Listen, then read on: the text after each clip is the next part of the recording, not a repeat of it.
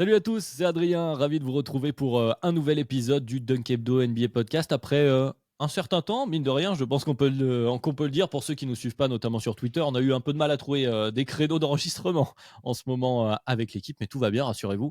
On est toujours là pour suivre ces playoffs NBA, les post-mortem vont vite reprendre, d'ailleurs mon camarade du jour a des enregistrements prévus sous peu, mais aujourd'hui on a décidé de parler des finales de conférence, on ne peut pas ne pas parler des finales de conférence, même si bon, il y aura d'autres choses à dire. On va pouvoir développer. On en est là. Donc, on va essayer de faire un point avec Constant aujourd'hui. Comment ça va, Constant? Bah ça va, ouais, ça fait tellement longtemps qu'on n'a pas enregistré qu'on est passé de 2-2 entre OKC et Dallas à 2-0 Dallas face à Minnesota. Donc effectivement, ça fait un certain paquet de temps qu'on n'a pas enregistré. Non, très heureux de vous retrouver. Sachez, chers auditeurs de Dunk Hebdo, que mon avocat m'a déconseillé fortement de faire cet épisode puisqu'il va consister à parler de Jason Tatum et d'Anthony Edwards, dont vous savez, si vous êtes des auditeurs assidus de Dunk Hebdo, dont je suis le plus grand fan. Donc voilà, mais on est là pour l'amour du jeu, pour l'amour des matchs pas terribles entre deux équipes finalistes de la conférence Est. On est là pour parler malgré tout de ces finales de conf, parce qu'il faut en parler. C'est malgré tout censé être les 4 meilleures équipes, en tout cas les 4 meilleures équipes qui restent en jeu. Bon, dans les faits, c'est Ouais. peut-être pas la même. Alors, les meilleurs, je ne sais pas, mais en tout cas, c'est les 4 dernières qui sont en lice. Pour les éliminer, comme tu l'as dit, il y en a eu quelques-uns. Les post-mortem vont continuer, mais aujourd'hui, place au final de conf. Comme d'habitude, évidemment, je vous rappelle que vous pouvez nous rejoindre donc sur Twitter, comme je le disais, pour être tenu au courant quand il y a des imprévus ou pour échanger avec nous. Ça nous fait toujours plaisir, mais aussi sur toutes les plateformes de streaming ou encore sur YouTube. Merci d'être toujours si nombreux et nombreuses à nous rejoindre. On marque la pause traditionnelle puisque ce n'est pas un post-mortem, c'est un podcast traditionnel de Duck Hebdo. Petite pause et on se retrouve pour parler des finales de conférence. Alors Constant, t'as vendu la mèche dans l'introduction. On va commencer par parler de la finale de conférence à l'Est avec des invités, avec un invité surprise, on va dire, les Indiana Pacers, qui n'étaient pas forcément prévus jusque-là dans les plupart des brackets, et les favoris de l'Est quand même de l'autre côté, qui sont les Celtics. Alors effectivement, au moment où on enregistre, il y a déjà 2-0 Celtics, il s'est déjà passé beaucoup de choses et notamment un game 1. On commençait à en parler. J'ai décidé de lancer l'enregistrement tout de suite avant qu'on lâche toutes les billes. Un game 1 où c'est peut-être là que se concentrent finalement toutes les problématiques qu'on aurait pu voir en amont et du coup les questions, les actes manqués, j'ai envie de dire aussi également. Oui, parce que nous, on enregistre avant le match 3, que vous aurez le résultat au moment où ce podcast sera publié, sachant que sur le match 3, Tyrese Haliburton n'est pas là en plus, il est absent. Donc niveau suspense, c'est encore pire. Boston qui, c'est pas de leur faute, hein, mais qui semble avoir une espèce de prophétie autoréalisatrice autour d'eux, où vraiment ils ont la chance un peu du champion, j'ai envie de dire. De l'autre côté, c'est difficile d'avoir un adversaire de Boston qui termine ou qui fait l'intégralité d'une série en santé au niveau des franchise players. Après Jimmy Butler, après Jarrett Allen, après Donovan Mitchell, là c'est Tyrese Haliburton. Bon, après ils jouent sans Kristaps Porzingis depuis le premier tour aussi. Ça ne les empêche pas d'être une machine bien huilée, je sais pas, parce que quand on voit ce Game 1 quand même, je pense que les fans d'Indiana ne nous critiqueront pas si je dis que c'est un peu l'occasion manquée de la série et qu'à partir de là, tu ne fais que courir pour essayer de rattraper ce match que tu aurais dû remporter très honnêtement si tu es Indiana. Alors, dans les faits, est-ce que tu aurais dû le remporter? Enfin, dans les stats, globalement, est-ce que tu aurais dû le remporter? Peut-être pas. Finalement, c'est un match assez équilibré entre les deux équipes. Et sur le jeu des mathématiques, par exemple, parce que c'est un point qu'on va évoquer tout de suite, c'est que Indiana n'arrive pas à trouver de solution pour attaquer la raquette de Boston. Quand bien même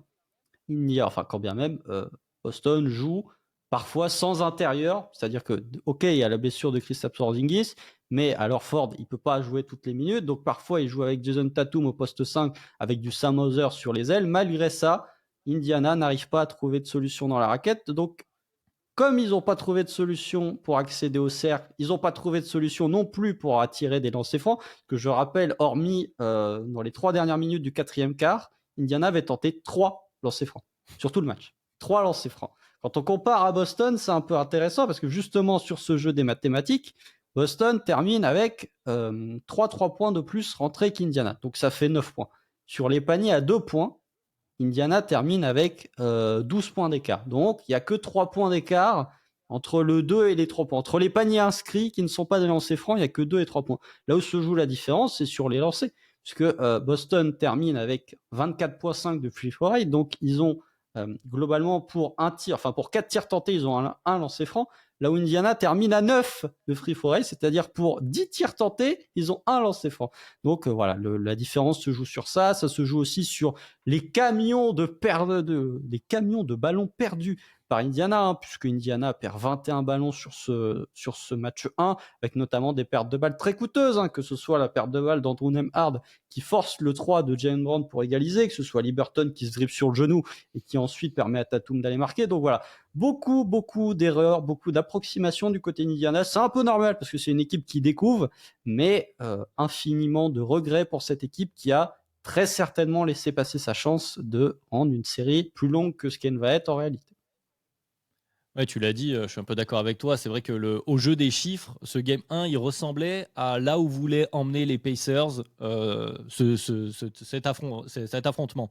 Évidemment, notamment puisque on sait que Boston n'aime pas beaucoup aller au cercle. Sur ce Game 1, c'était très comme d'habitude. C'est-à-dire que Boston n'a pas attaqué le cercle, même si, comme tu l'as dit, ils ont réussi à avoir quelques lancers en termes de fréquence. C'était la même pour tout le monde. C'était 27 et 28 pour Indiana et pour Boston.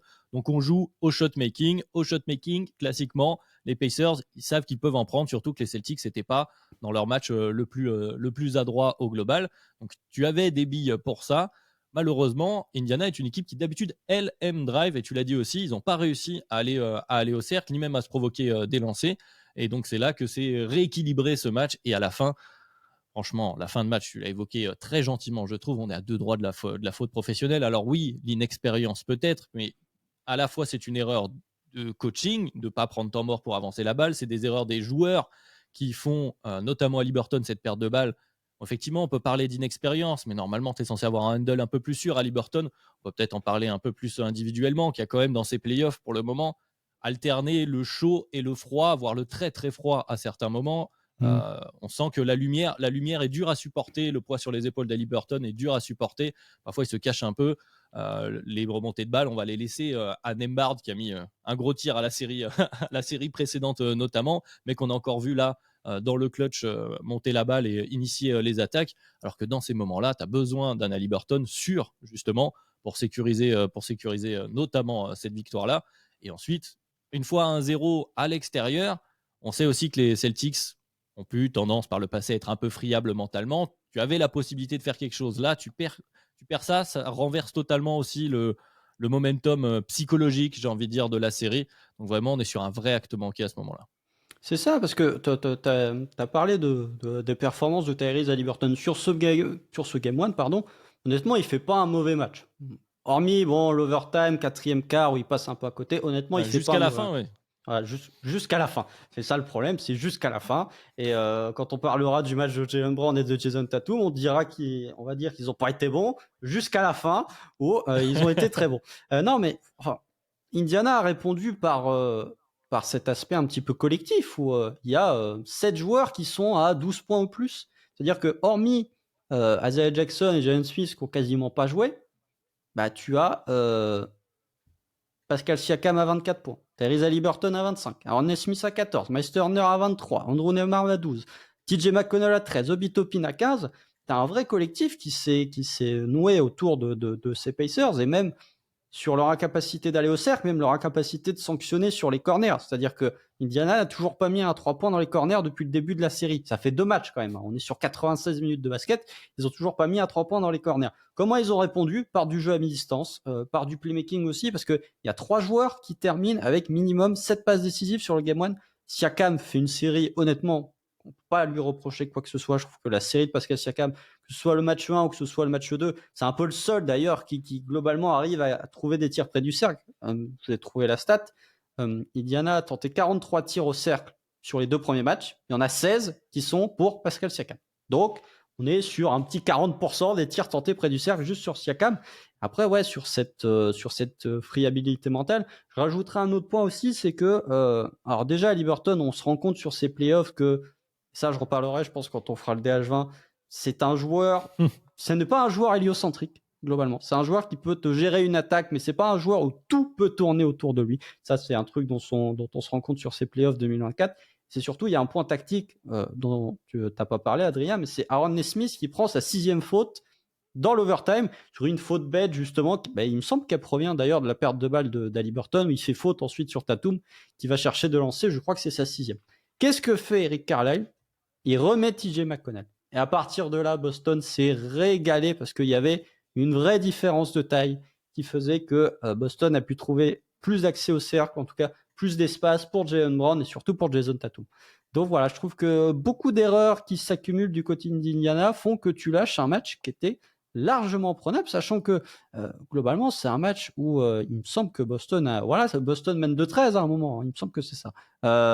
Donc c'est dommage parce que dans les faits, je suis pas sûr que tu mérites entre guillemets. Enfin, la victoire de Boston est assez logique si on regarde les stats. Par contre, si on regarde le contenu, un peu la gestion du momentum et des temps forts et des temps faibles, je trouve qu'Indiana a manqué une vraie opportunité d'aller le chercher. Ouais, c'est intéressant. J'ai envie de revenir sur le point TJ McConnell, puisque c'était le facteur X qui avait été soulevé notamment par Tom, justement, quand on avait fait les previews en fin de saison autour d'Indiana.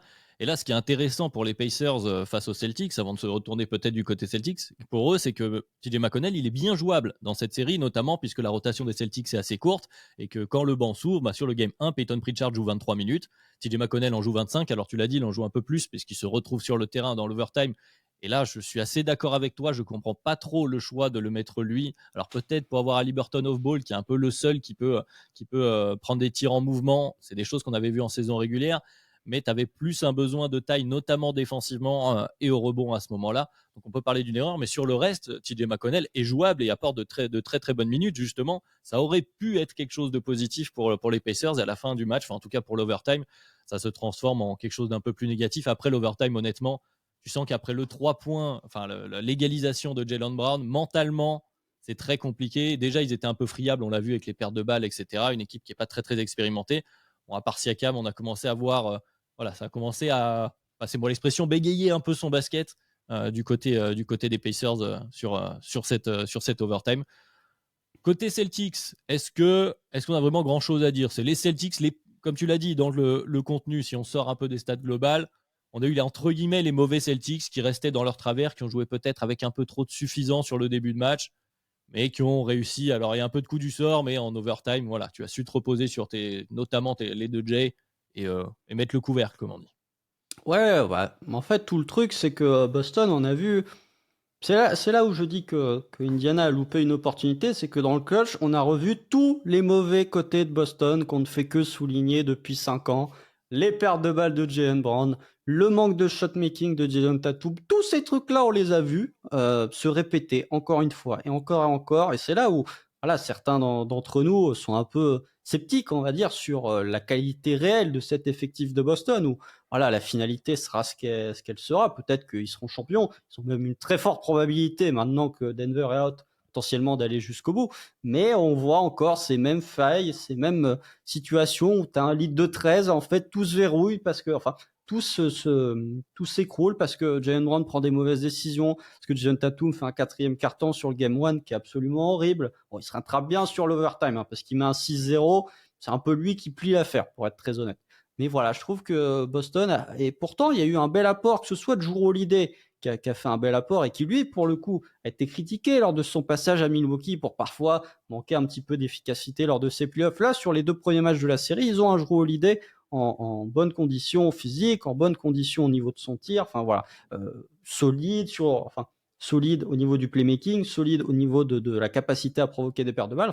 Le Jrue Holiday que tu vois en saison régulière.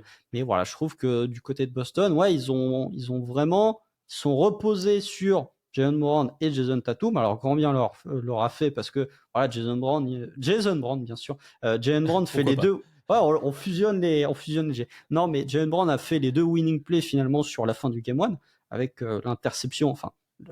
On va dire il touche le bras d'Andrew Nembhard pour que ce soit lui qui la touche en dernier. Voilà, on en parlera, ça aussi, des pertes de balles provoquées, je pense, quand on passera sur l'autre série, où potentiellement il y a une faute juste avant, mais bon, visiblement, c'est pas possible à revoir.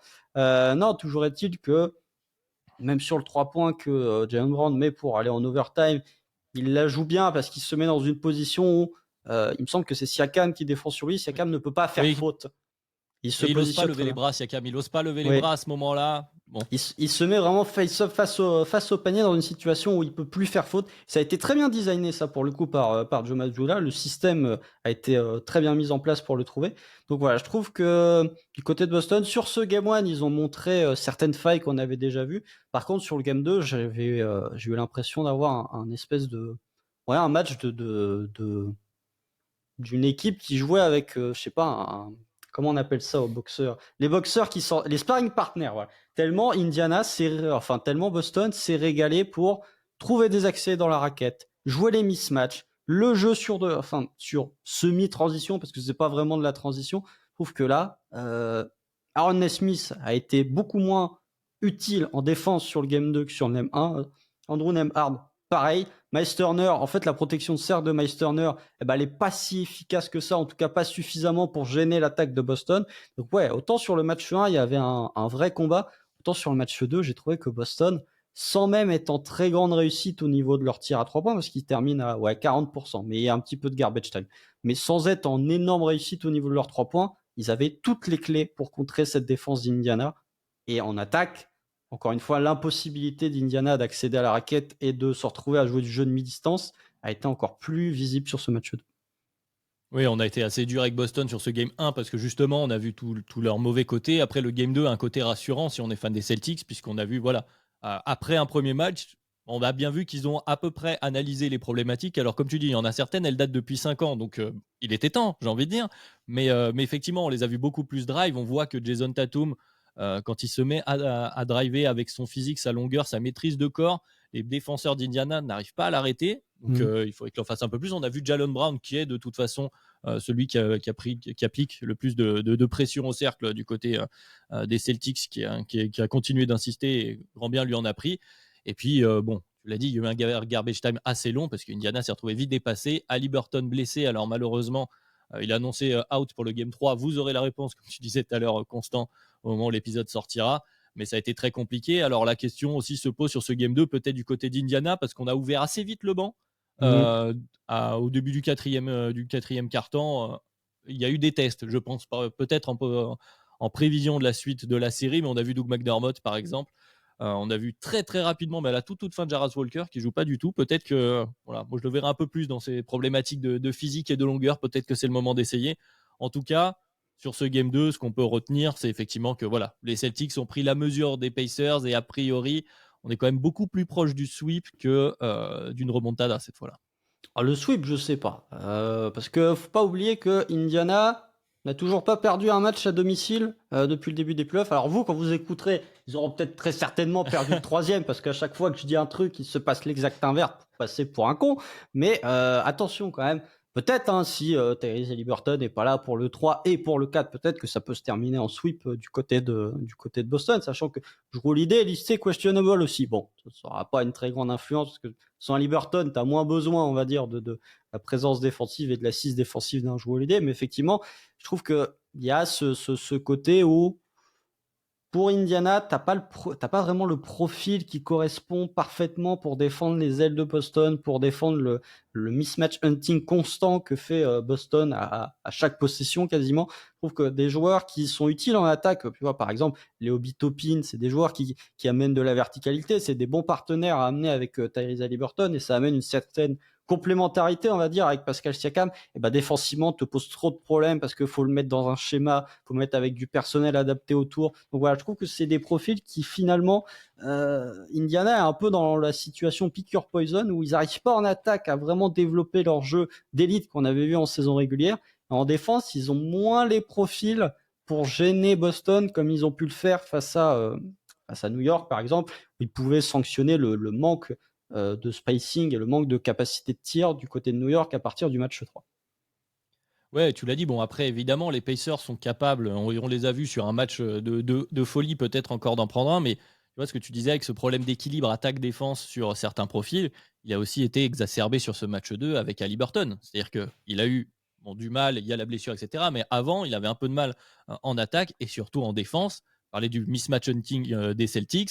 Bon, les Celtics, ils ont très bien vu que Tyrese Haliburton, et c'est un euphémisme, défend très très moyennement quand ils se retrouvent en 1 contre 1 ou à devoir défendre sur les drives. Ils ont réussi à forcer les switches assez rapidement sur en début de nombreuses possessions pour aller cibler Tyrese Haliburton, et ça fait pratiquement 2 points à chaque fois. Donc effectivement, il y a une vraie problématique. Après, de l'autre côté, comme tu disais, pas besoin beaucoup de Jrue. En même temps, à Boston, j'ai envie de dire, bon, on attend d'avoir évidemment peut-être le retour de Porzingis sous peu, mais quand tu perds du monde, notamment sur les lignes arrière, la rotation est vite très très courte. Donc faut quand même un peu se méfier de tout ça. Bon, a priori, c'est rien de grave pour Jrue Holiday, mais voilà, du côté de Boston, il ne faudrait pas avoir à ouvrir le banc trop, même si c'était rigolo de voir Rocher Brissett dans ce Game 2. Je ne suis pas sûr qu'on a envie de le revoir quand les matchs vont être un peu plus serrés. Ouais, après tu peux te débrouiller, tu peux redécaler Jalen Brown au poste 2 et du coup donner un peu plus de temps de jeu au duo Sam Hauser, Peyton Pritchard, voire remettre un petit peu de Xavier Tillman. Soyons fous sur le match 3. Non mais je trouve que ça pour le coup c'est quand même assez représentatif de la qualité de Boston, c'est que quelle équipe, alors oui c'est Indiana et on va en parler juste après, oui c'est Indiana en face, mais pour quelle équipe on est aussi confiant dans leur capacité d'aller gagner un match de playoff à l'extérieur avec potentiellement 2 de leurs titulaires qui sont out.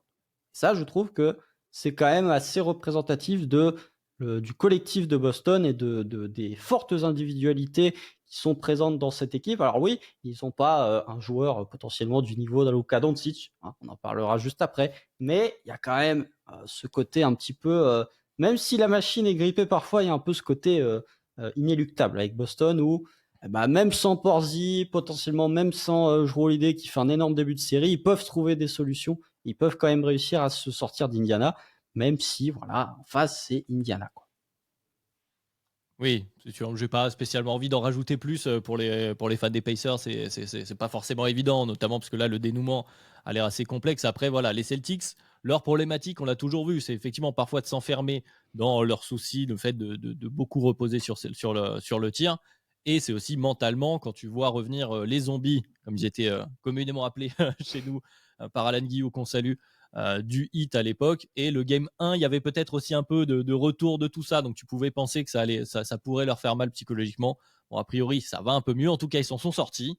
Donc, plus qu'à se diriger vers la fin de la série. Pour les Celtics, essayer de le faire au plus vite, je pense, pour justement pouvoir se reposer, avoir un peu de temps et regarder la série d'en face. Est-ce que tu veux rajouter quelque chose sur cette série Celtics-Indiana, ou est-ce qu'on passe à l'Ouest avec d'autres choses à dire d'ailleurs?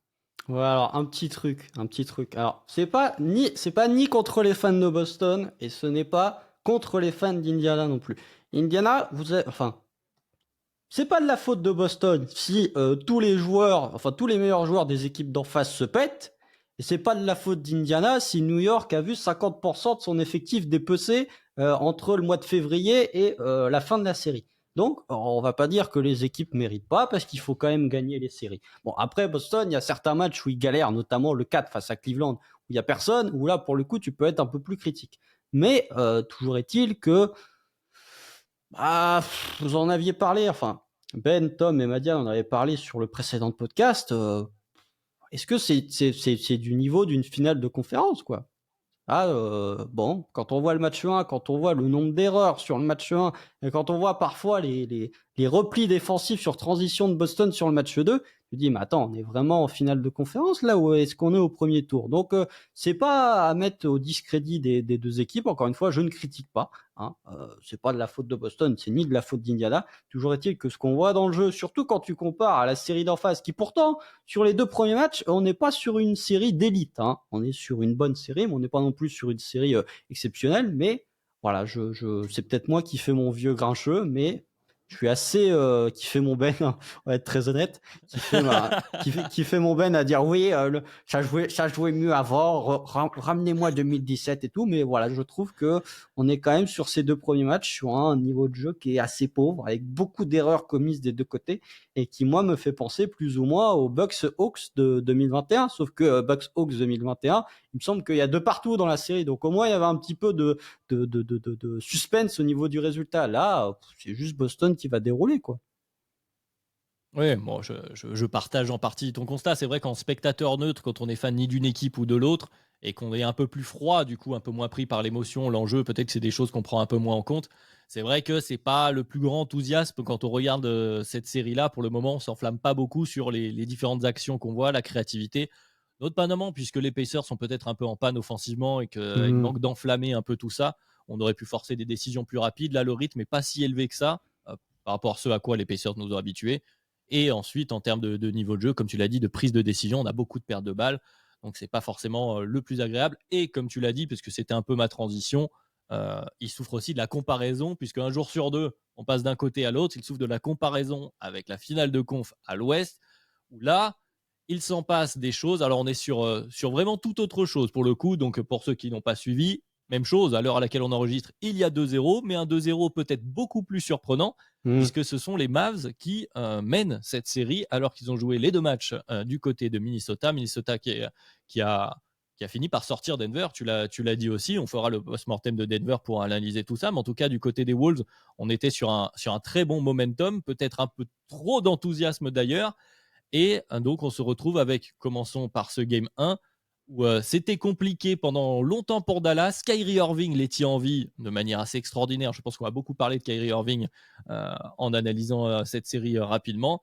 Et jusqu'à la fin, où finalement, Dallas a réussi à prendre le meilleur. Luka a réussi à reprendre le meilleur sur la défense des Wolves. Constant, qu'est-ce qui se passe du côté de Minnesota? Est-ce qu'on est passé... Est-ce qu'on est passé du tout au tout de la série précédente de celle-ci, ou est-ce qu'il y a quand même des choses qui s'expliquent? Disons que si je faisais mon Matt Moore, je dirais que c'est un peu le problème quand tu construis une équipe pour battre, enfin quand tu construis l'intégralité d'une franchise pour battre une équipe, un match-up bien précis, quand tu arrives sur une équipe avec un autre match-up qui te propose d'autres difficultés, tu t'en sens moins bien. Mais je n'irai pas jusque-là, je laisserai Matt Moore trigger un petit peu les fans des Wolves, parce qu'il aime bien globalement trigger un peu les fans des Wolves. Non, alors moi je tiens à dire qu'en tant que fan d'OKC, voir Dallas terminer à 6 sur 25 à 3 points sur le Game 1 avec PJ Washington, Derrick Jones Jr. qui mettent rien dans les corners, ça m'a fait mal. Je tiens à dire que ça m'a fait mal.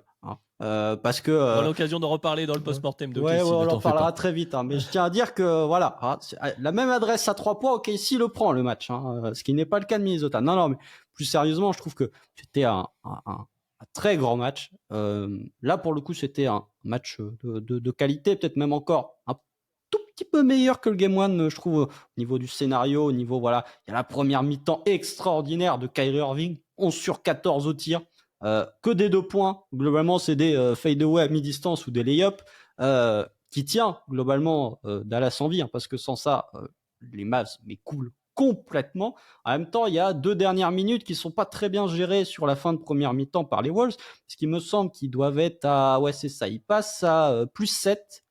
Il reste 1 minute et il y a plus 3 au moment où ils font la mi-temps. Donc non, il y a même plus 8. Ils se prennent un 5-0 en 20 secondes. C'est un peu embêtant pour finir la mi-temps et ça peut changer beaucoup de choses, surtout quand tu es sur des matchs serrés. Non, très grosse première mi-temps de Kyrie Irving, là où Dallas, très honnêtement, ne rentrait pas un panier. Là où du côté de Minnesota, il y avait une énorme adresse à 3 points. La première mi-temps de Jalen McDaniels est au moins aussi bonne que celle de Kyrie Irving dans un registre complètement différent. Anthony Edwards rentrait ses pull-ups à 3 points. Après, il y a une petite panne d'adresse en deuxième mi-temps du côté des Wolves parce que tu passes à 7 sur 24 à 3 points, là où Dallas a toujours continué à envoyer des briques 4 sur 12 à 3 points, mais a quand même rentré quelques paniers cruciaux, notamment justement à 3 points de PJ Washington dans le corner en toute fin de quatrième quart-temps qui les aide, il me semble, c'est soit pour passer devant, soit pour revenir à -1. Et Luka Doncic qui petit à petit a trouvé les solutions pour décortiquer, disséquer un petit peu cette défense de Minnesota. Ça a beaucoup utilisé comment réagissait Gobert sur l'implication du pick and roll. Est-ce que ça venait blitzer? Est-ce que ça venait drop? Est-ce que ça venait edge? Donc, tu avais des situations où il venait mettre son petit flotteur. Il y a des situations où s'envoyait un lob pour Derek Lively. Donc, voilà, je trouve que Dallas, globalement, a très bien joué le coup sur ce Game 1. Minnesota peut avoir énormément de regrets, que ce soit sur le Game 1 ou sur le Game 2. C'est 2 matchs qui sont largement prenables par ces Wolves. Ça fait 2 matchs serrés, 2 situations de matchs serrés qui se terminent en faveur de Dallas, et ça fait beaucoup dans une série. Oui, c'est sûr. Bon, tu as dit beaucoup de choses que je partage. C'est vrai que pour reprendre sur ce Game 1, pour les Wolves, ce qui est compliqué, c'est que tu ne prends pas ce Game 1 alors que tu as au début Luka qui a eu un peu de mal, qu'on sent emprunté physiquement. On va y revenir, mais après, sur ce Game 1, 2, offensivement. Oui, sur le Game 2. Mais sur le Game 2, il a décidé d'être plus en difficulté défensivement qu'offensivement, alors que sur le Game 1, on avait un peu l'impression inverse. Défensivement, il arrivait à limiter la casse, mais offensivement, c'était vraiment compliqué. Comme tu l'as dit, c'est Kyrie qui tenait les Mavs, qui ne mettaient pas un tir à 3 points. Là où de l'autre côté, les Wolves se reposent un peu beaucoup sur leur tir. Mm. Alors ça s'est bien passé. Tu as dit McDaniels c'est peut-être le meilleur match que j'ai vu personnellement de Jaden McDaniels, ce game 1, Vu puisqu'il le est contexte, ouais. voilà, avec le contexte, défensivement toujours très bon. On parlera sûrement des problématiques que pose physiquement Luka, notamment sur le game 2, mais sur le game 1, il est très bon, il met ses tirs. Et dans ce match-là, malgré tout, du côté de Minnesota, on sent que la série précédente pèse sur les jambes, sur les poumons peut-être. Il y a beaucoup de poids sur Anthony Edwards, sur Karl Anthony Towns, qui se met un peu plus à prendre les mi-distances, à être assez court, j'ai l'impression. Ça devient plus compliqué du côté des Wolves quand il n'y arrive plus à trouver les solutions offensivement.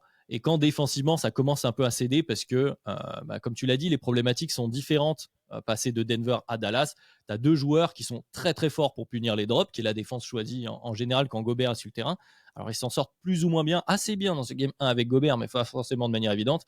Et pour le coup, dès qu'il joue en edge ou que ça blitz un peu fort, les décisions quand même sur short roll, il faut quand même signaler les deux pivots de l'autre côté à Dallas, les Lively, qui est en plus un rookie, et Daniel Gafford, font un début de série de très très haut niveau avec très peu de déchets. Je crois que Lively a toujours pas raté un tir, si je dis pas de bêtises, et en plus sont plutôt sereins au niveau de leurs mains. Alors ça rentrait pas pour Dallas dans le game 1 dans les corners, mais pour le coup dans le game 2 ça s'est revu, les bons choix, et ça a été plus compliqué. Et la dernière chose, c'est ce que tu disais sur Luka petit à petit, qui a fini par prendre la mesure de la défense des Wolves, de leur défense sur pick and roll sur le game 1. Ça s'est encore vu dans le game 2 où il y a eu encore plus d'adaptation. Comme il avait un peu de mal à se libérer, peut-être, puisque physiquement, il n'est pas totalement à 100%. Au lieu de faire des pick and roll simples, on est venu lui poser deux écrans à chaque fois pour forcer un peu plus justement McDaniels à sortir. On a eu plus de blitz des Wolves, du coup des grandes passes au milieu pour Lively, pour Gafford. Et petit à petit, Dallas semble lire de mieux en mieux la défense des Wolves. Alors c'est sûr que c'est plus facile quand tu as Luka Doncic avec toi pour ça, mais petit à petit, déjà que c'était compliqué pour les Wolves, le momentum semble continuer pour Dallas. En tout cas, c'est l'impression que ça me donne. En fait, tout le problème de cette équipe de Minnesota est plus globalement, j'ai envie de dire, de comment tu dois battre Dallas sur ces playoffs 2024. Parce que on a tous salué la défense de Minnesota face à Denver, mais la défense de Dallas au cercle depuis le début des playoffs, c'est quand même quelque chose. Parce que Dallas, globalement, il y a trois scénarios. Soit ils encaissent peu de tirs près du cercle avec une grosse efficacité adverse, mais peu de tirs près du cercle. Soit ils concèdent une grande fréquence de tirs près du cercle, mais avec peu d'efficacité de l'autre côté. Soit ils encaissent, ils concèdent peu de tirs près du cercle, mais avec une faible efficacité. Mais il y a très peu de matchs finalement où ils encaissent une très grande fréquence de tirs près du cercle avec une très haute efficacité depuis le début des playoffs. J'en avais parlé quand on a fait le post-mortem sur les Clippers. J'en avais parlé sur les débriefs de playoffs sur la chaîne Wear Thunder sur la série face à OKC. Le seul moyen, Dallas n'a perdu que 4 matchs sur ses playoffs 2024. Il y en a 3, c'est parce que l'adversaire tire à plus de 40% à 3 points. Et l'autre match qu'ils perdent, c'est le match 4 face à OKC, où ils sont à 11 sur 23, je crois, au lancer franc. C'est le caca culotte que vous avez vu sur le match 4 sur les lancers francs. Tu ne peux battre cette équipe j'ai l'impression que tu ne peux battre cette équipe de Dallas que par deux choses. Soit de l'adresse à 3 points, comme en première mi-temps, on réussit à avoir les Wolves, soit le shot-making. C'est le seul moyen de faire déjouer cette défense de Dallas. Et le problème, c'est que si on regarde l'EFG, donc c'est pour répéter qu'est-ce que l'EFG, c'est le pourcentage des tirs à 2 points et à 3 points, mais pondéré pour donner un résultat un peu plus logique et pour mettre un peu plus en valeur le 3 points que le simple field goal pourcentage. Eh ben, Minnesota est dans le 21e centile sur le game 1, à l'EFG sur le game 2, pardon, et dans le 49e centile sur le game 1. Donc, c'est pas comme ça que tu vas réussir à avoir cette équipe de Dallas. En plus, globalement, il y a quelques pertes de balles qui sont très coûteuses dans des moments très importants parce que on a parlé du fait que Luka Doncic avait réussi à trouver les solutions face à cette défense de Minnesota. Il faut pas oublier qu'il y a un goaltending offensif très litigieux sur le game 1 quand il y a -2, quand Minnesota est à -2. Mais après ça, ils sont encore à -2. Il y a une perte de balle de Mike Conley qui est interceptée par Luka Doncic.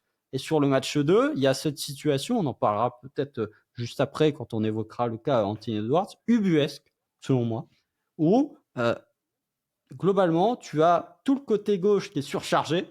du côté de Minnesota avec il y a Kyle Anderson et Nasri, je crois, ils sont à 2 mètres d'écart. Enfin bref, c'est bouché. Il y a Gobert qui est en dessous du panier. Donc globalement, Anthony Edwards, la seule chose qu'il peut faire, c'est décaler à Jaden McDaniels qui est dans son corner, qui n'est pas respecté.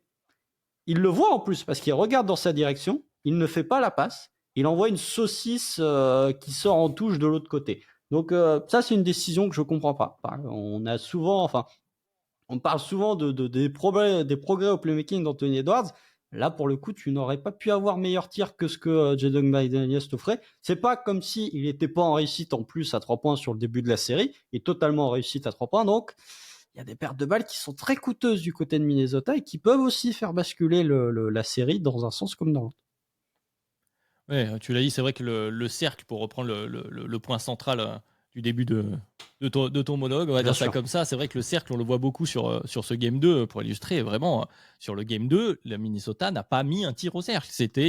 Alors je l'ai reperdu, et la accuracy 51,9% au cercle, qui est très très faible, et c'est illustré par Anthony Edwards, comme tu le dis, donc il y a ces histoires de décision, mais sa fréquence au cercle ne fait que baisser sur ses playoffs. Alors je l'ai plus avant, mais plus ça va dans cette série, plus ça diminue, puisqu'il il y va de moins en moins. Sur ses playoffs au global, il est à 31%, sachant que c'est le plus faible pourcentage depuis le début de sa carrière, si vous voulez, si on prend en compte les saisons régulières et les matchs de playoffs. Donc sur ces playoffs-là particulièrement, et depuis cette série, il n'arrive plus à accéder au cercle et ça devient très compliqué. Et en plus, là où je trouve ça assez surprenant, c'est qu'avant la série, si on m'avait dit euh, quelles allaient être les problématiques pour Dallas aussi, on aurait pu penser que Karl Anthony Towns c'était une solution, notamment puisque oui, tu as une forte défense au cercle, tu as quelques ailiers un peu longs, mais normalement, c'est Karl Anthony Towns le mismatch là-dedans. Pour l'instant, on a un 4 qui est un peu court, malgré l'absence, par exemple, d'un Maxi Kleber, qui aurait peut-être fait du bien d'ailleurs pour cette série sur Dallas, mais il n'est pas là, donc n'en parlons pas trop. Et pour le coup, voilà, Anthony Edwards, comme tu as dit, qui fait peut-être les mauvaises lectures, mais parce qu'il veut un peu sauver les meubles, jouer au héros, comme il a dû le faire sur la série précédente, avec réussite, pour le coup. Là, c'est un peu plus compliqué. On manque de solutions offensives, en fait, tout simplement, du côté de Minnesota. Tu l'as dit, c'est comment est-ce que tu bats ces Dallas Mavericks? Est-ce qu'on a vraiment le matériel à Minnesota, sachant qu'en plus, les solutions, j'en parlais un peu juste avant des rotations très courtes de Boston, à Minnesota, les rotations, pardon, elles sont aussi. Les relations, c'est autre chose. Les rotations sont assez courtes. On a Nasrid, bien sûr. Nasrid qui fait sa série d'ailleurs, parce que sur le Game 2, on a un Nasrid. Nasrid, c'est Steph Curry, quoi. Ouais. Même si à la fin, ça ne se fait pas aussi bien. Et puis, c'est Kyle Anderson qui voit le terrain de temps en temps, mais on parlait de problématiques offensives, c'est-à-dire que Dallas en profite à chaque fois Kyle Anderson est là pour mettre ou Luka ou Kyrie dessus et les faire souffler en défense et le regarder en lui disant bon, ben, on te laisse 10 minutes pour armer ton tir et puis tu reviens, tu nous dis quand il est parti, puis on voit ce que ça devient. Et Nickel Alexander Walker qui a fait plutôt une bonne série face aux Nuggets, notamment le Game 2 où il a été excellentissime, mais qui, quand il n'est pas en réussite, est aussi un point mort. Et donc, tu te retrouves avec tout le poids de l'attaque sur le shot-making d'Anthony Edwards et Mike Conley, les décisions de Mike Conley avec le pick and roll Rudy Gobert-Mike Conley qui marche plutôt pas mal, mais qui finit par trouver ses limites. Et puis, ce qui n'est peut-être pas le go-to move que tu vas avoir face à cette défense de Dallas, où j'y reviens une nouvelle fois, où tu as ces pivots-là, les Lively et Gafford, qui t'apportent 48 minutes tous les soirs de bonne protection de cercle tout au long du match, quoi. Oui, après, le vrai héros de la série face à Denver, c'est Nasrid, c'est pas Anthony Edwards. Ça, c'est un mensonge. C'est Nasrid et Rudy Gobert, les deux héros de la série face à Denver. Non, mais toujours est-il que, bah oui, c'est toute la problématique. C'est encore une fois, c'est ce que Ben avait souligné dans Pourquoi ils gagneront pas quand on avait fait les podcasts. D'ailleurs, plus on s'approche, plus la théorie de on n'a pas fait d'épisode sur Dallas parce qu'ils seront champions et pas le moment de se vérifier. Et ça, je peux vous dire, auditeur de Dunk Hebdo, si ça arrive, ça dans le lore de Dunk Hebdo, ce sera top 1. Ah, ça, je vous le dis. C'est ça, mon plus grand malheur. Voilà. Ah, je non, le dis maintenant, ce sera mon plus grand malheur. Non, ce sera incroyable parce que peu importe ce que t'aurais dit, t'aurais été plus bas, je pense, que la réalité. Donc, non, il faut laisser comme ça. Il faut laisser le lore, il faut laisser le mystère. Non, mais toujours est-il que cette équipe de Minnesota, bah ouais, face à Denver, Kyle Anderson, c'était déjà compliqué. Là, tu peux le remettre, mais pourquoi tu le remets pourquoi tu le fais autant jouer?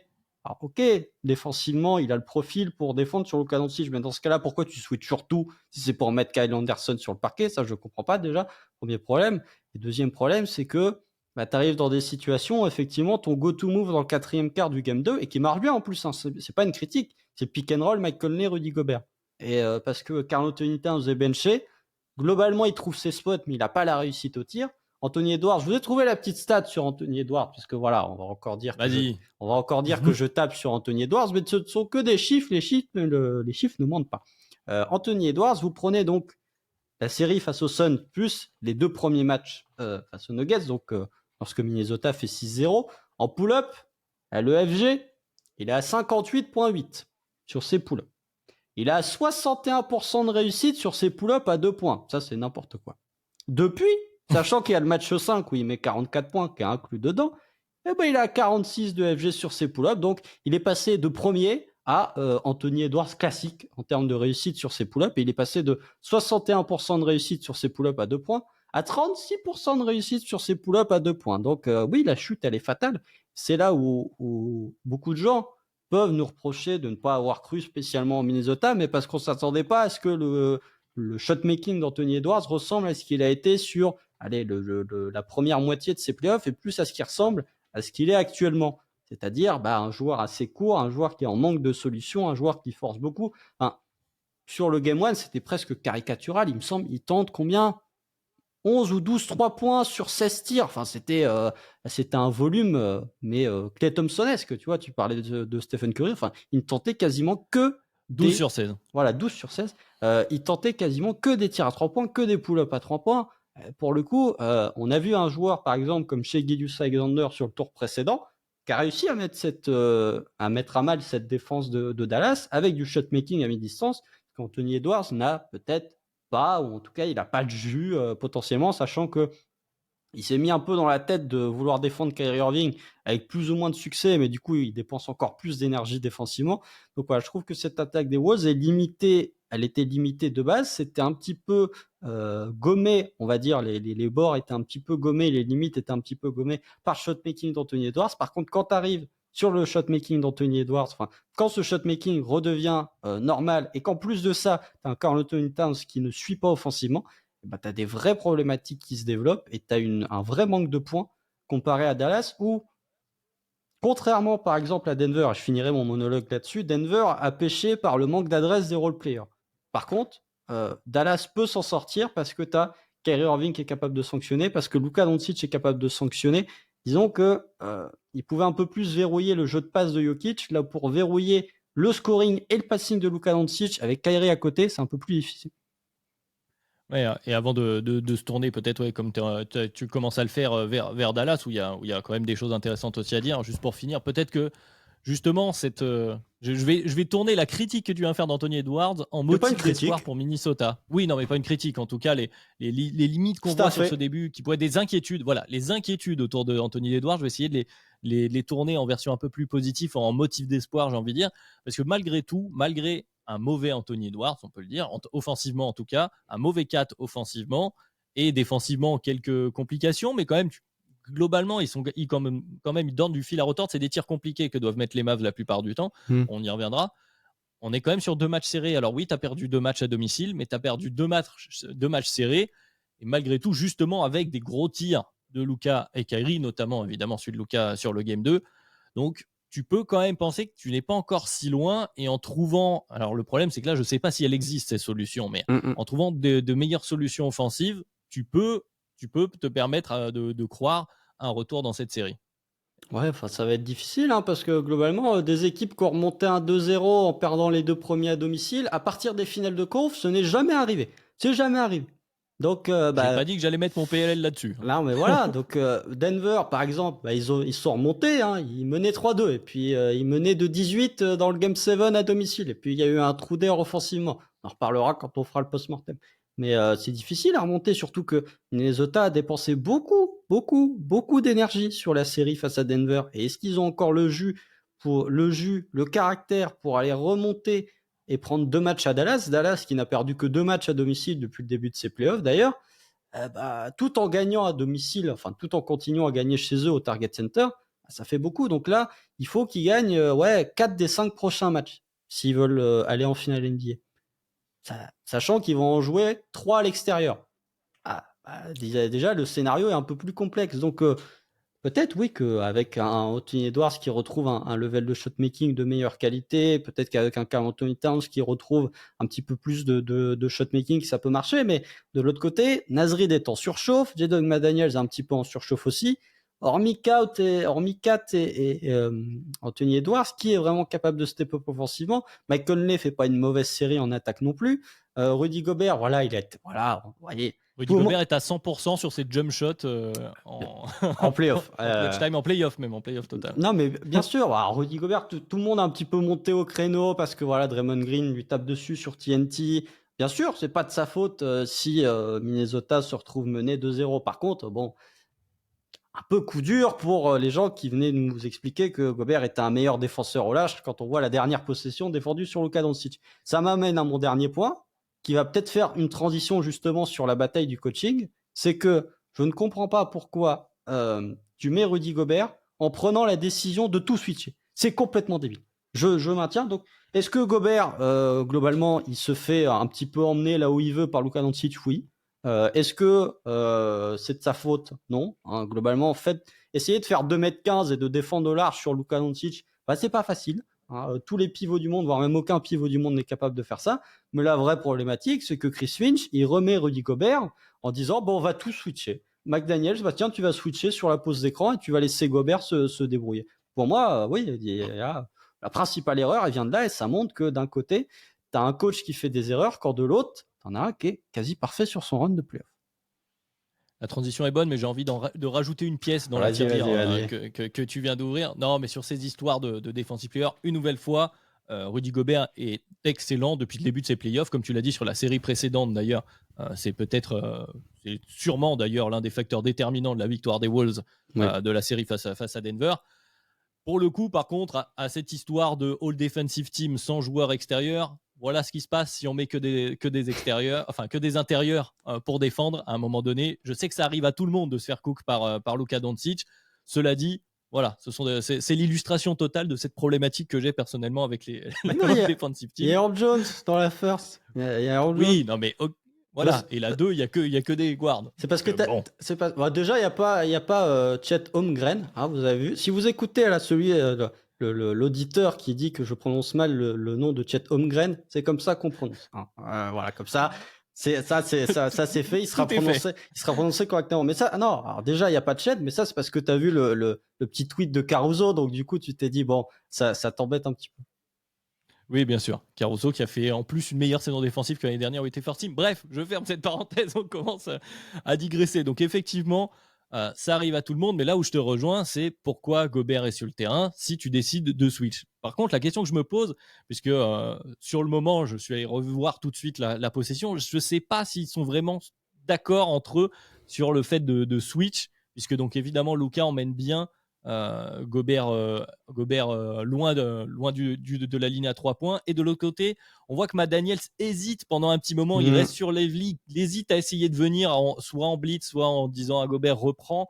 Enfin, il y a un moment d'hésitation, il y a un moment de flottement qui est le moment de trop. C'est le moment que Luka voit d'ailleurs, qui est assez intelligent pour continuer de s'éloigner, pour obliger McDaniels à suivre Lively. Donc c'est probablement un peu de deux, mais c'est vrai que à ce moment-là, on peut se poser la question de la présence en fait de Rudy Gobert, même si tu décides pas de tout switch, tu le sais que ça va être cherché, cette histoire de mismatch par les Luka ou par des Kyrie.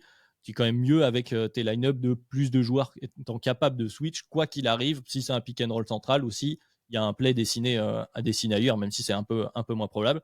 Donc, question qui se pose. Passons de l'autre côté, maintenant que tu as fait la transition, mon cher Constant. De l'autre côté, alors effectivement, on s'adapte très très bien du côté des Mavs. Alors, c'est beaucoup plus simple quand on a Luka Doncic, qui, comme je le disais, a eu un peu de mal en début de game 1 offensivement, mais qui petit à petit est en train de prendre la mesure de cette équipe des Wolves. Quand on a un Kyrie Irving avec un shot-making comme ça faisait longtemps qu'on ne l'avait pas vu, il nous avait manqué, en fait, finalement, ce Kyrie Irving, qui est quand même capable de trouver des angles de drive. Tu l'as dit, il y a beaucoup de paniers dans le short mid, avec des petits flotteurs, des lay-ups sur le côté. Il arrive à contourner la longueur de défense de Minnesota, qui est assez extraordinaire. Et puis voilà, même si dans le game 1, ils l'ont pas trop mis, les PJ Washington, les Derrick Jones Jr. qui sanctionnent, qui sont plutôt bons sur leurs décisions sur short roll. Bref, du côté de Dallas, il se passe tout ce qu'on a envie qu'il se passe finalement, j'ai envie de dire.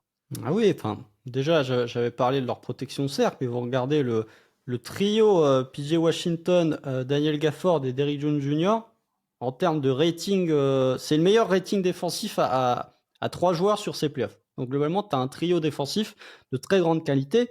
Et encore une fois, ouais, moi je tiens. Alors, bien évidemment, il y a Kyrie Irving qui trouve des angles de tir improbables. Il y a beaucoup de lucky shots aussi. Hein. Revoyez le Game 6 face à OKC, il y a beaucoup de lucky shots déjà. Mais revoyez le clutch, là, la situation où il y a interférence de passe offensive de Gafford, là, et où en tombant, il arrive à mettre le scoop play-up où ça rentre dedans. La situation où Kyrie drive, il est en déséquilibre, mais il arrive quand même à envoyer le lob pour Derek Lively. Il y a beaucoup de tirs qui tombent quand même beaucoup du côté de Dallas cette année, et peu importe la série. Donc voilà, ils ont un peu la chance aussi du vainqueur, on va dire, cette année. Une bonne étoile qui les protège. Non, mais je trouve que voilà, on l'a souvent critiqué comme on l'a souvent catalogué comme étant un bon coach de merde, mais il faut dire que les playoffs de Jason Kidd et de son staff, encore une fois, on oublie un peu trop les staffs, mais les challenges, c'est eux qui sont en train de review.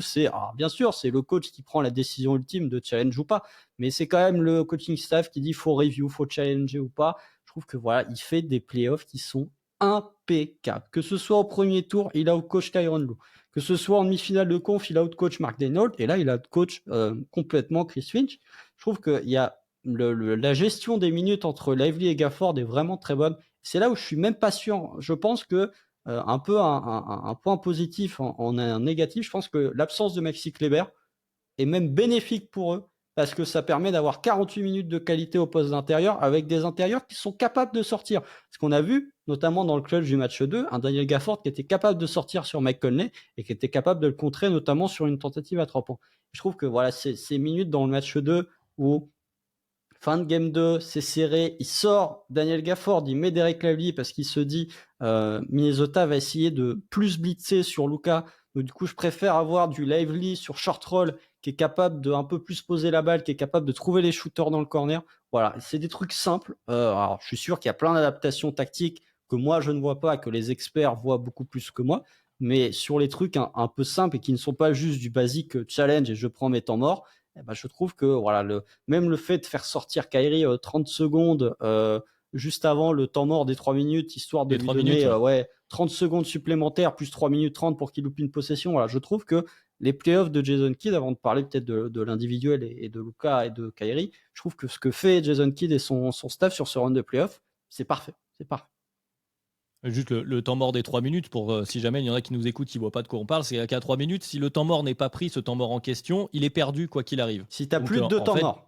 Si tu as plus de 2 temps morts, effectivement, et que ce temps mort n'est pas pris, il est perdu quoi qu'il arrive. Et donc Jason Kidd l'utilise pour mettre Kyrie sur le banc sur une défense. Et de toute façon, derrière, il va pouvoir le remettre offensivement. Donc effectivement, c'est bien vu. Les sorties de temps mort, d'ailleurs, il y a 2-3 sorties, les ATO, comme aiment bien dire les Américains, et les Américaines aussi, qui sont bien lues par Dallas. On sent que justement, défensivement aussi, parce que Minnesota est assez... Alors facile, c'est pas le mot, mais ils sont plus facilement... c'est plus facile de lire l'attaque de Minnesota en sortie de timeout. C'est pas 35 joueurs qui vont prendre un pull-up. C'est peu probable que ce soit un ATO pour un 3 points en mouvement de Rudy Gobert, par exemple. Mais voilà, et les adaptations, il y a le double screen aussi dont je parlais un peu plus tôt, où dans Game 1, Luka a eu beaucoup de mal à se dépêtrer de McDaniels. Bon, bah, si un screen, ça suffit pas, et ben on en met 2. Et avec 2 screens, des fois, le deuxième screen, la deuxième personne qui pose l'écran, qui va split beaucoup plus vite et qui va plonger vers le panier, qui va obliger du coup son défenseur à le suivre, ça va libérer un peu d'espace pour Luka. Et ensuite, derrière, bah, ce n'est plus à présenter, mais Luka nous fait quand même une masterclass. Et on en parlait entre nous dans la conversation de Kebdo. C'est d'ailleurs Ben qui disait que c'est l'un des, si ce n'est le meilleur joueur de pick and roll qu'il ait vu de ses yeux. Et c'est peut-être mon cas également. C'est vrai qu'il nous fait une masterclass de lecture à faire le bon choix entre aller servir l'intérieur, aller chercher son tir à lui, puisque c'est vrai que une des clés pour battre l'attaque de Minnesota, c'est pour les Mavs, c'est que Luka mette ses mi-distance, ses petits step back à mi-distance et ses flotteurs. Il les met, évidemment, pour trouver le mec à l'opposé à 3 points. C'est un des maestros de cette ligue. Bref, on a une masterclass de Luka offensivement, en plus des shot-making autour. Bon, quand ils sont comme ça, c'est difficile de les arrêter, alors qu'en plus, il est visiblement un peu emprunté. Et c'est peut-être là, si on devait mettre un bémol autour de Dallas, où, voilà, comme tu le dis, la chance est avec eux. En tout cas, ils ont le bon Dieu derrière eux pour le moment. Ça semble bien rouler. Le coaching, ça se passe bien. Bon, c'est juste physiquement peut-être où c'est vrai que des fois, on voit que Luka On le voit avec des mauvais côtés d'ailleurs, le début du game 1, où on a vu le Luka qui râle beaucoup, qui parle Hmm. beaucoup trop peut-être aux arbitres et qui explique que certains en ont un peu marre. Bon, quand il répond sur le terrain, ça va beaucoup mieux. Mais voilà, peut-être qu'il peut y avoir. Il faut faire attention en tout cas à gérer les minutes de Luka, peut-être la charge physique, et peut-être que voilà, Mini va essayer d'appuyer dessus, quoi. Ah, je sais pas, parce que je trouve qu'il monte quand même bien en régime depuis le 4 face à OKC. Hein. Regardez 5, 6, 1, 2 là. Il y a une petite montée en régime qui commence quand même à être intéressante. Enfin, j'ai un peu de mal. Enfin, allez, il doit être à 80% de ses capacités physiques, là où on va dire sur le premier tour face aux Clippers, C'est vrai que le premier tour, il est. les 4 premiers matchs face à OKC, il devait être à 40%. Alors, je trouve qu'il commence bien à monter en régime quand même physiquement. Tu sens que sur le premier pas, sur la capacité à résister au contact, il est quand même moins en difficulté, on va dire, que c'est un Lou Dort. Alors après, c'est pas la même physicalité non plus. Et voilà, je trouve quand même, je trouve que c'est plus simple pour lui d'aller dans ses spots, notamment, bah voilà, on a parlé du fait que Minnesota aussi bouchait bien le cercle, short mid, pour contrer un petit peu la défense en drop justement d'un Rudy Gobert. Kyrie s'est régalé, Lucas s'est régalé. Enfin, les Mavs tentent 31% de leurs tirs sur du short mid sur le match 2. C'est la zone la zone de tout le terrain où ils tentent le plus de tirs sur le match 2. C'est le short mid justement pour contrer cette défense en drop. Oui, après Luka Doncic, voilà, on a dit tout le bien qu'on pense de Jason Kidd, mais il y a des situations où c'est du pur génie de Luka Doncic. Enfin, la situation où il est pris à 2, il trouve Kyrie dans le corner qui met son 3 points pour revenir à -1. Il n'y a que Luka Doncic qui peut faire la passe. Il n'y a que Luka Doncic qui peut faire la lecture. Surtout qu'on est en fin d'horloge des 24. Combien de joueurs auraient tenté une vieille saucisse en step back ou un vieux pull-up à 3 points qui aurait été un fake? Non, Luka Doncic, il n'est pas rushé par la prise à 2.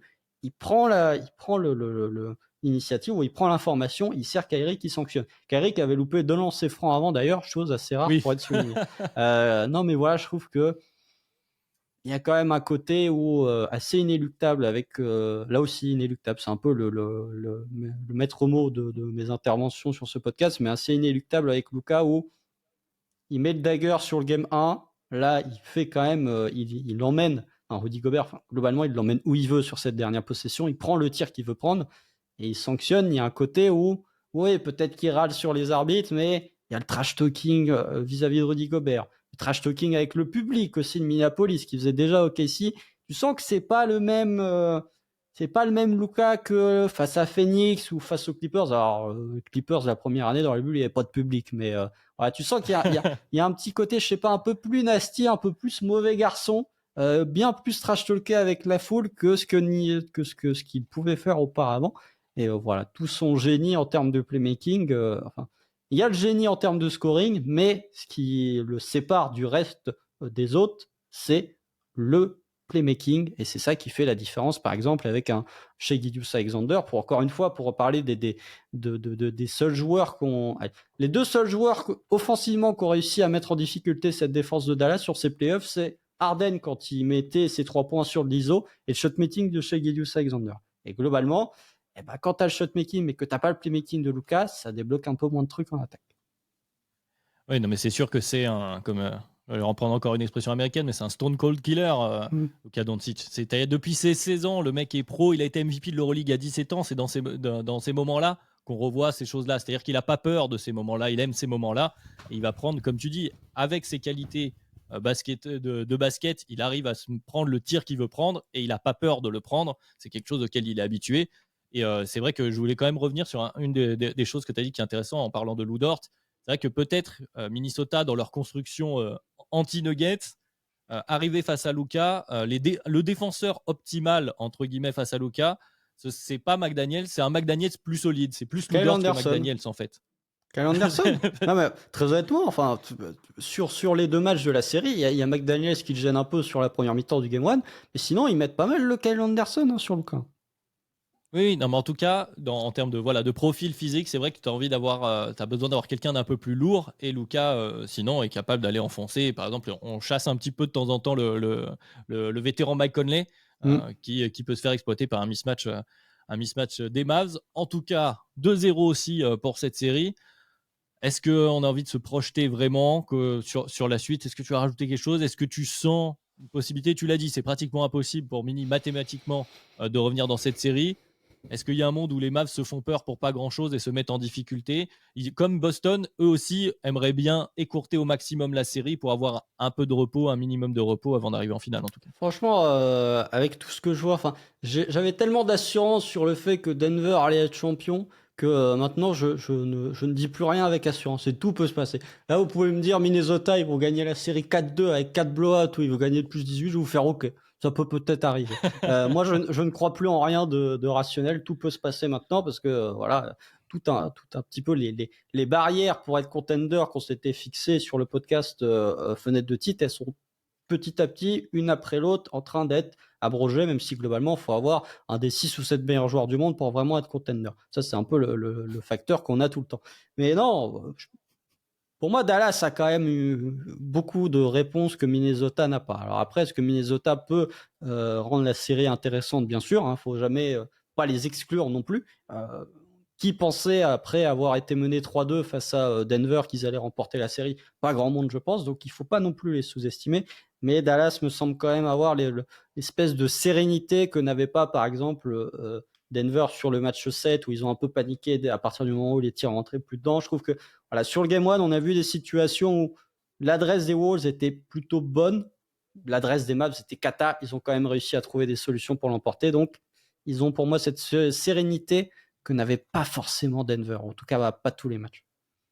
Ouais, bah, je finirai sur la même chose aussi. C'est vrai que la force de ces Mavs, comme tu dis, c'est qu'il y a en fait, ils sont jamais en panique comment dire, de ne pas réussir à aller trouver des paniers. Même s'ils sont en manque de réussite, la complémentarité des profils de Luka qui est capable de porter sur ses épaules le poids d'une attaque. Tu vois, tu disais tout à l'heure que c'était quelque chose qu'on ne pouvait pas demander à Anthony Edwards et où ça devient difficile quand on arrive dans ces playoffs pour un Haliburton.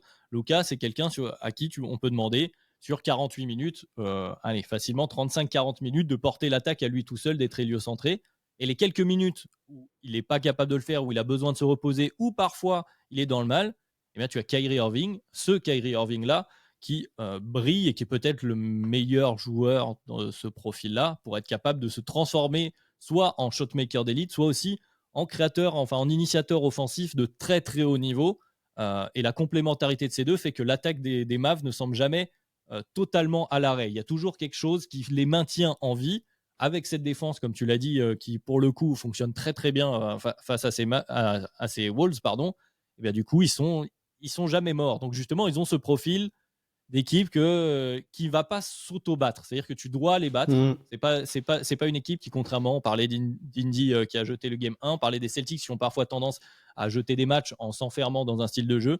Les Mavs, eux, ne perdront pas les matchs d'eux-mêmes. Il faut que tu ailles les battre. Et c'est une vraie force, peut-être, si on se projette sur la suite et la fin de ces playoffs NBA. Ouais, et puis encore une fois, c'est aussi à mettre au crédit du coaching et de tes leaders. C'est la gestion des temps faibles de Dallas, c'est exceptionnel. C'est-à-dire que match 6 face à OKC, ils sont menés de 16. Tranquille. Personne s'affole. Il n'y a pas des tirs ou ce qu'on pourrait appeler des possessions à 16 points. Où Dallas, ils ont conscience que c'est pas un tir qui va te faire remonter. Tu grignotes petit à petit. Et c'est ce qu'ils font sur ce match face à Minnesota. C'est pour ça qu'on voit pas trop Tim Hardaway Jr. d'ailleurs. Ouais, en même temps, quand il rentre, d'ailleurs, Jaden Hardy qui est là aussi, Jason Kidd qui sort d'Antexum de la rotation dans la série face à OKC, qui lance Jaden Hardy. Alors il y a du bien, il y a du pas bien, mais toujours est-il qu'il apporte une autre variété offensivement, un truc un peu plus solide quant à Luka ou Kyrie qui est sur le banc. Donc voilà, je trouve que vraiment la gestion des temps faibles et sur ce match 2, on l'a vu, ils sont menés de 18. Il n'y a pas de possession pour revenir à 18 points. Ils grignotent. Il n'y a pas d'énorme run pour remonter. Ils grignotent petit à petit. Ils réussissent finalement à passer devant. Donc ouais, je trouve que cette équipe de Dallas a quand même la sérénité des grandes équipes. Après, on verra potentiellement comment, c'est le running gag que j'aime bien dire là, depuis quelques jours, comment une équipe qui base tout son schéma défensif sur le fait d'empêcher l'équipe adverse d'accéder au cercle, comment elle va répondre face à une équipe qui a pour objectif principal dans leur attaque de ne jamais aller au cercle, potentiellement en cas de finale. Donc voilà, c'est pas fini d'ici là, mais sinon ce sera très, très curieux à analyser. On aura probablement l'occasion d'en reparler si jamais la finale venait à être Dallas face à Boston. Ben c'est parfait, ça me semble être une excellente problématique pour terminer ce podcast. Justement, entre nous, on s'était dit, bon, on va peut-être pas faire très longtemps, puisque ces débuts de série sont pas forcément... Je suis trop bavard. Oui, non, mais écoute, mais c'est qu'il y avait des choses à dire finalement aussi, et puis c'est qu'aussi ça fait longtemps qu'on n'avait pas enregistré, qu'on n'avait pas pu parler de basket, donc forcément, une fois qu'on est lancé, ça part tout droit. On refera des points, je pense d'ici là, et j'espère en tout cas qu'on arrivera à la fin de ces finales de conférence pour vous faire une preview de la grande finale NBA. Bref, on reparlera actu, va bien sûr préparer les post-mortem. Là, il y a des enregistrements qui se préparent. Si vous êtes fan d'équipes qui malheureusement ont été sortis, d'ailleurs c'est ton cas aussi, Constant, le post-mortem Thunder est prévu dans les prochains jours? Ouais, ça arrive fort. Ça arrive fort. Là, on va faire, là, pour être honnête avec vous, on va faire un double enregistrement avec toi. On va faire OKC et Denver. Donc là, pour le coup, on va faire justement les deux équipes qui ont été battues par les deux équipes de la conférence Ouest dont on a parlé aujourd'hui. Sachant qu'il nous manque aussi en plus quelques équipes encore sorties au premier tour, mais c'est promis, on vous prépare ces post-mortem, on continue de suivre ces playoffs NBA avec vous. Merci aux fidèles d'être encore avec nous, de nous avoir rejoints, nous avoir écoutés pendant une petite heure autour de ces finales de conférence. On se retrouve très bientôt, on vous remercie une nouvelle fois, et merci aussi à toi Constant. Salut! Merci. Salut!